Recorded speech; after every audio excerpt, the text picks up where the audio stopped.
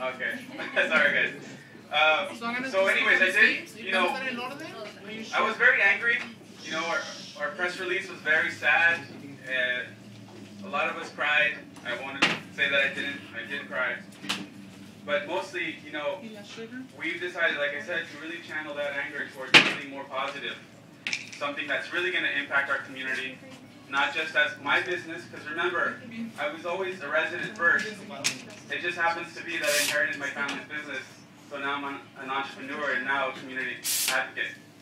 So I want to thank everyone, like I said, and really kind of give the details, because I know a lot of you don't know really what happened, and just really go into quick details. It's not going to take too long, because I really want to keep tonight positive. I don't really want to, like I said, I don't want this to be about anything sad, because we've already been sad, and I'm tired of being sad. I just want to make change, positive change in our community. So thank you all again for coming here. So for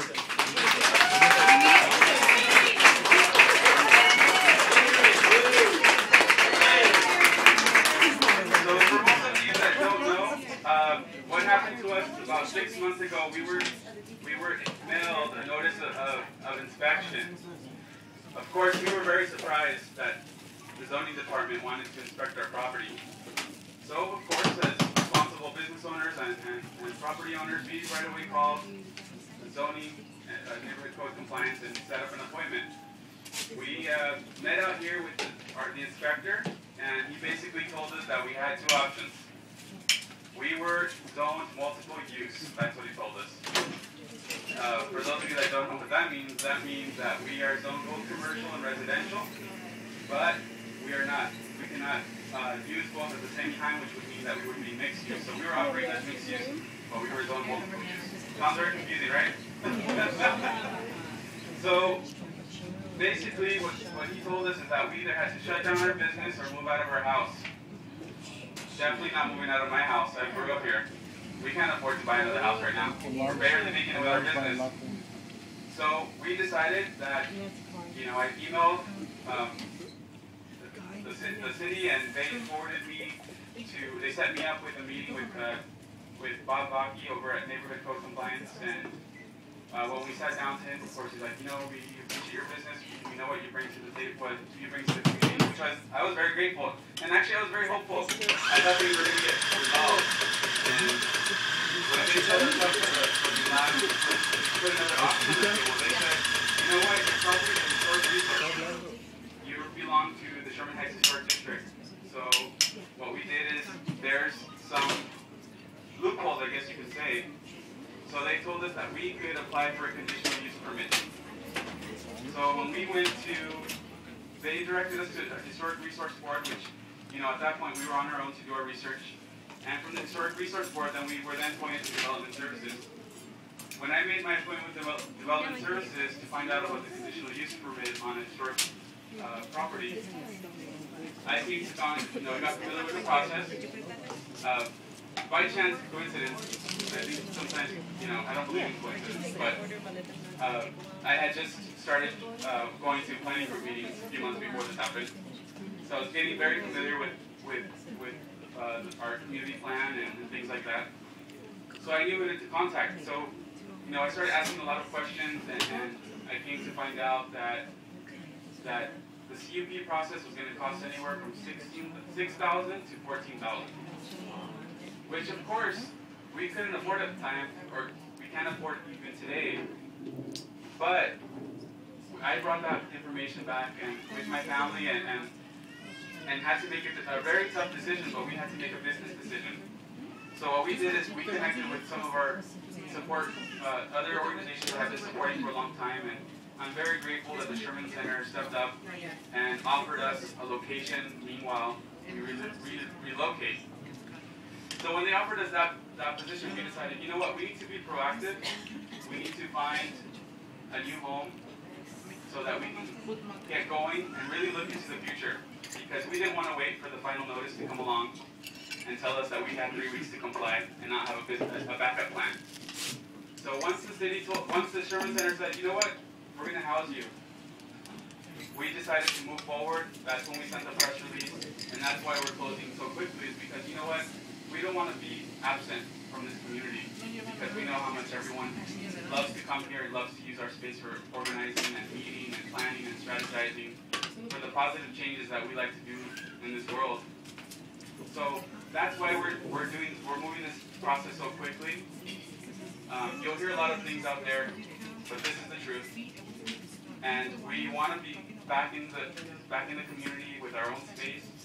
So that's why we wanted to bring everyone out here tonight and really let you know what's happening, and really to ask you to please be hopeful for the future, to support us, to continue supporting us. We'll be at the Sherman Center, and after having a few conversations with the mayor's office, I really do have faith that they will be supporting us through this transition.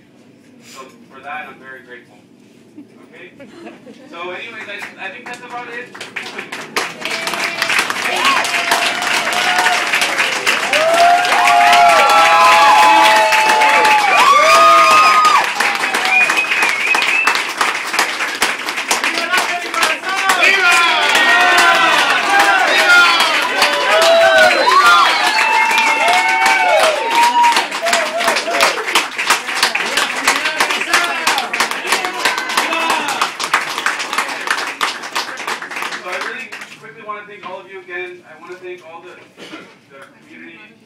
Organizations, a lot of the grassroots groups that are here all the time supporting us, and all our community members. Again, thank you so much. I want to thank Tony Young for coming out. I want to thank our council member elect for coming out, David Alvarez. I really means a lot. Believe it or not, they're always here having coffee.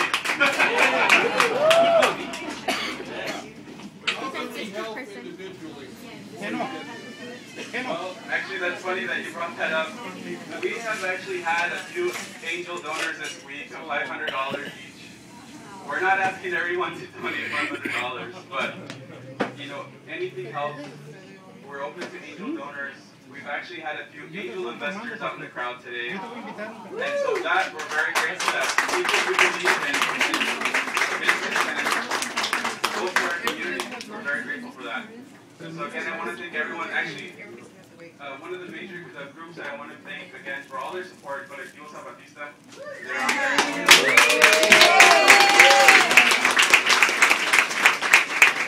I don't want to start naming all the groups because in case I forget somebody. But real quick, Sherman Center.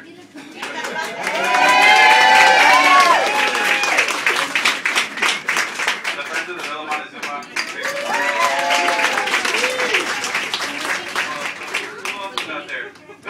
Your staff! Wait, we're not there yet. Oh yes, Environmental Health Coalition. They're always here too, all the time. The Yes Group! The Neighborhood Council. Yes! The Yes Group! The Yes Group. I also want to thank, let's see, there's one group that I'm missing, and I know they're always here all the time. But, Blue, I see you. The Savor Riders Coalition. Definitely them.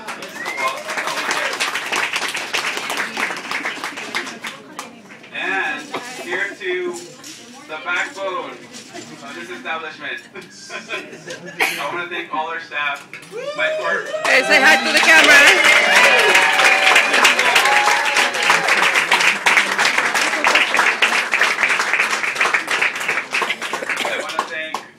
Gonzalez for curating all the wonderful.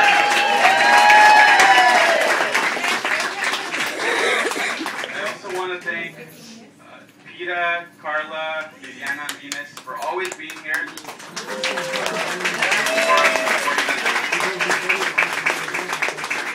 And there's two people that I really want to thank mostly, and without them I couldn't be here today. So of course, my parents, one of them, both my mom and my dad, my family, my extended family, some of them are here, Renee, Milton, are over here.